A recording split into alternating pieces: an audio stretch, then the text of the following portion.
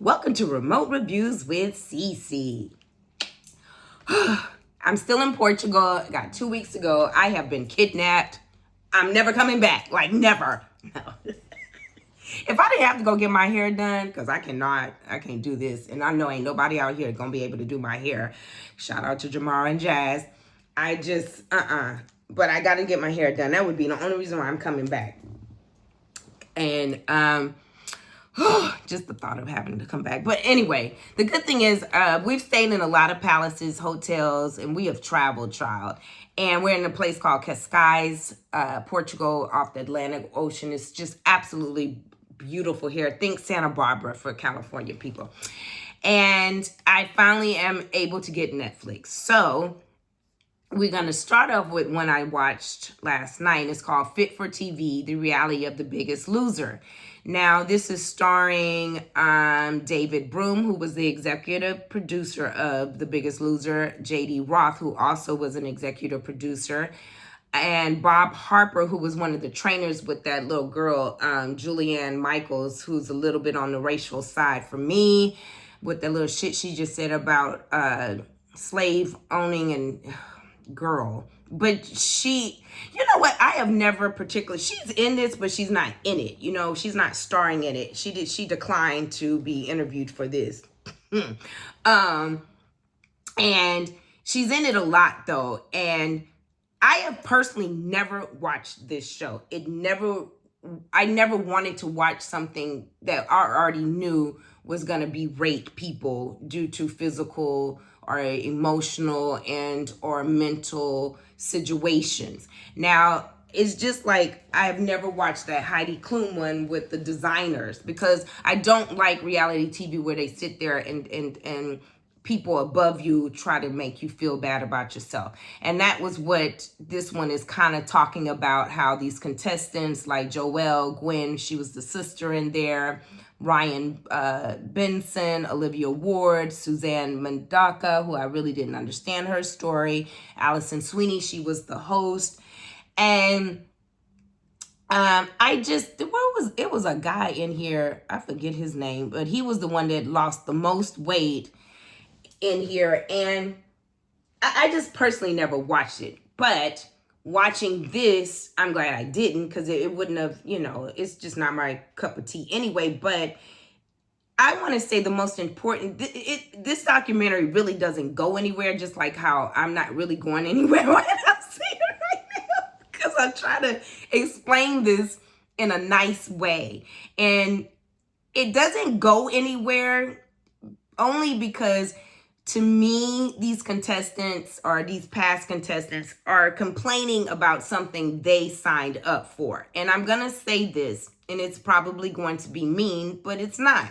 You signed up for a show, a TV show, not a fat farm, not a medically induced type show where it definitely was going to go by the book with medical trying to lose weight. It's a TV show. And so most of these people are coming on here, woe is me. They did this, they did that. We had to work out for 8 to 10 hours. I thought I was coming on to lose weight, and I didn't know it was going to, not be the right way of doing.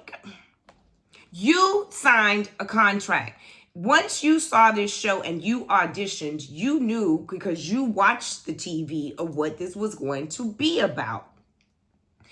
And I think it's very important to watch documentaries like this when it talks about reality TV, because I think that young lady that just got fired, Kenya, off of Housewives or whatever show she in, because I don't really watch that either, but she also goes into one live I happened to see, and she talks about those contracts that you sign when you get on reality TV. You sign your life away. These people are not your friends. They don't care about you after or before the show. They care about good TV, ratings, and money. That's all they care about.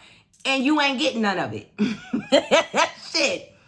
I mean, it's nowhere in your contract that's going to say you're going to get all the dividends and the money that they make. If you made a fucking $1 billion, it doesn't say that Cece Hendricks is going to get part of that $1 billion. That is what you sign on for. So I think it's good to watch this. So if you are interested in reality TV, you'll know the pros and the cons. You will go in with a friend and you're going to go out with an enemy. You can love these producers and they will never speak to you again after the show, because that's the way this works.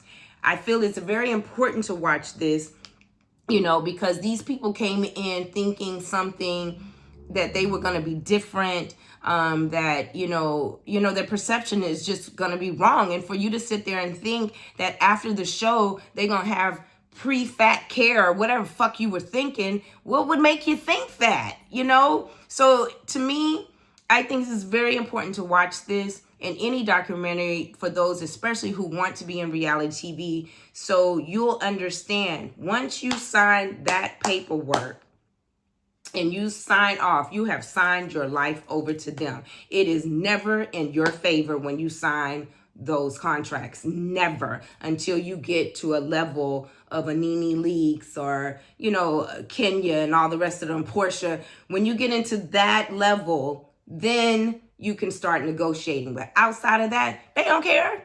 And this is a perfect example, this particular show. Like I said, this documentary goes absolutely nowhere except to listen to these people's story of horror, of things that happened to them, the deception, but I also want to do this thing about this Bob Harper guy who was one of the trainers, and him and that Julian Michaels were very mean to those people as far as I'm concerned. But Bob is also, he's telling his story, and I loved your suit, Bob, but you're not being truthful as to why Julian is not calling or talking to you. Something happened.